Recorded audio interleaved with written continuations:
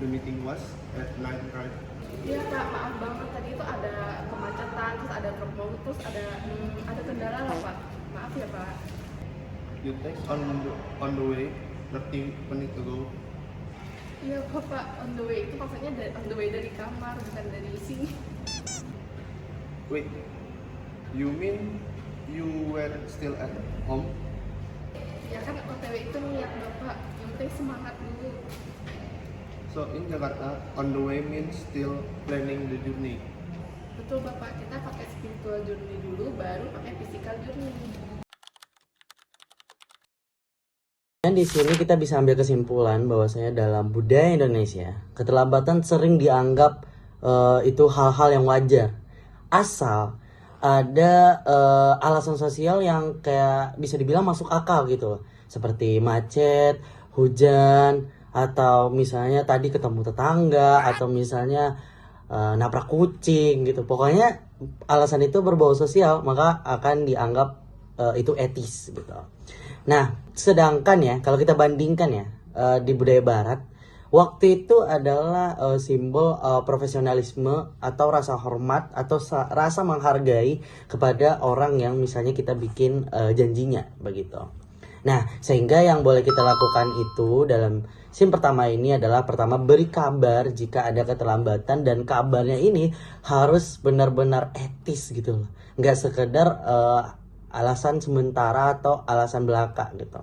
Yang kedua, gunakan humor ringan untuk meredakan ketegangan, yang dimana kayak ketika kita udah melakukan alasan perizinan untuk segala macam, tentunya kita harus bisa berikan humor sedikit biar kayak pembicaraan kita itu nggak terlalu menegangkan. Nah, sedangkan yang tidak boleh kita lakukan itu pertama menganggap jam fleksibel sebagai hal yang universal. Jadi kayak kalau misalnya kita ada janji itu jangan kayak beranggapan jam itu hanya jam-jam umum atau biasa, tapi kita khususkan untuk jadwal pertemuan tersebut.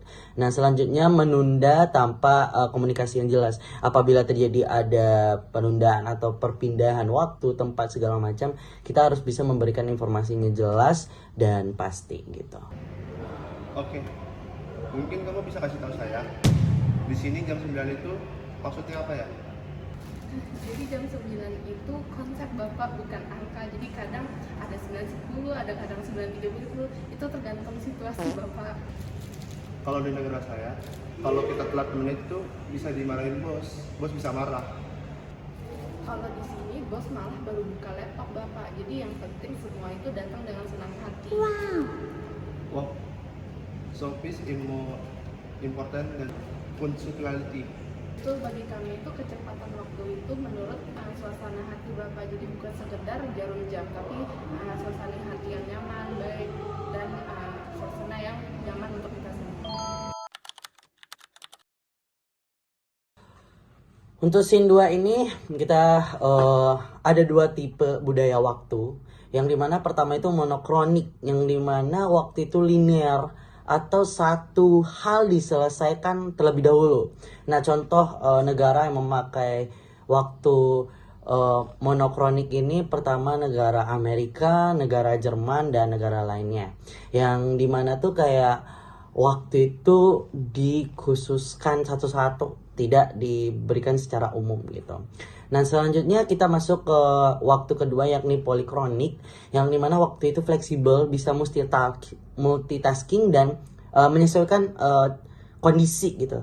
Nah, ini kebanyakan di negara Asia seperti Indonesia sendiri, di India dan di Meksiko, dan ada negara lain juga yang dimana kayak dia beranggapan bahwasanya waktu itu bisa berubah-ubah secara fleksibel dan tidak bisa kita arahkan gitu, tidak bisa kita tempatkan. Oh, misalnya waktu buat ini buat si A, waktu ini buat B gitu, tidak bisa ditetapkan pasti. Nah, sehingga pada scene kedua ini kita boleh melakukan pertama menyesuaikan diri dengan kebiasaan waktu setempat, yang dimana setiap negara dengan demografis yang berbeda serta geografis yang berbeda, tentunya dia penganggapan waktunya juga berbeda. Nah, selanjutnya kita harus pahami bahwa tepat waktu bisa punya arti sosial yang berbeda gitu. Misalnya kalau misalnya kita ada janjian dengan seseorang, kayak kita tepat waktu gitu, kita sekurangnya kalau bisa juga beberapa menit sebelum ada pertemuan atau perjanjian kita udah ada di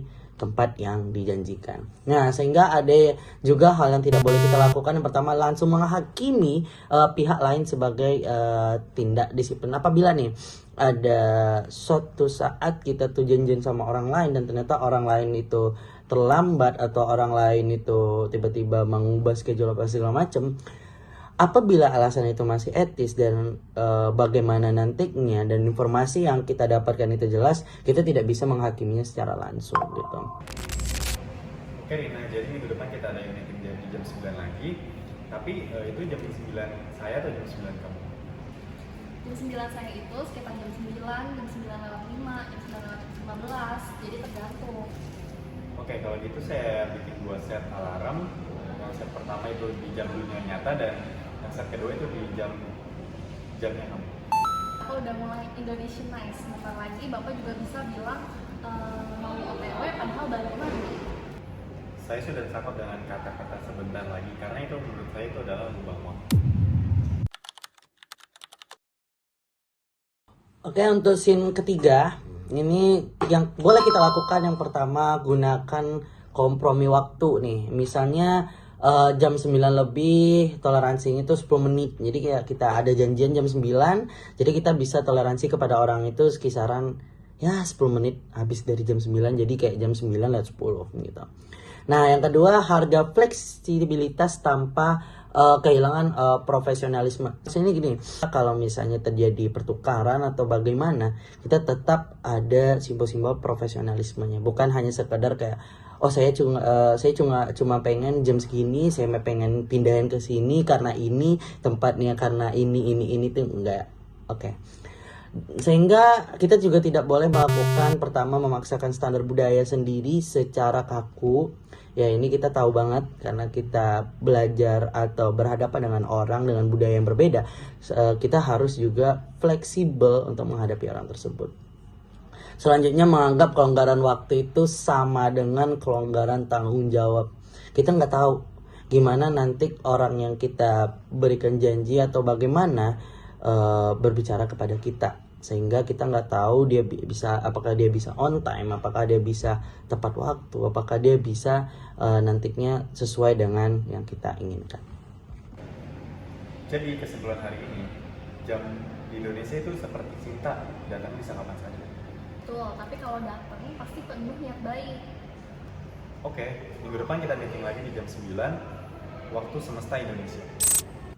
Oke, untuk penutupnya kita bisa ambil kesimpulan bahwa setiap budaya punya cara sendiri untuk menghargai waktunya, punya cara sendiri untuk memanfaatkan waktunya. Sehingga yang penting bukan seberapa cepat kita datang, tapi seberapa tulus kita hadir gitu. Kita bisa on time, kita bisa beberapa menit sebelum dijadwalkan. Cuman apabila kita melakukannya secara terpaksa, ya sama aja. Itu kayak kita hanya menghabiskan energi. Dan kalau seseorang bilang sebentar lagi nih khusus di Indonesia, percayalah itu mungkin masih lama gitu. Sekian, terima kasih.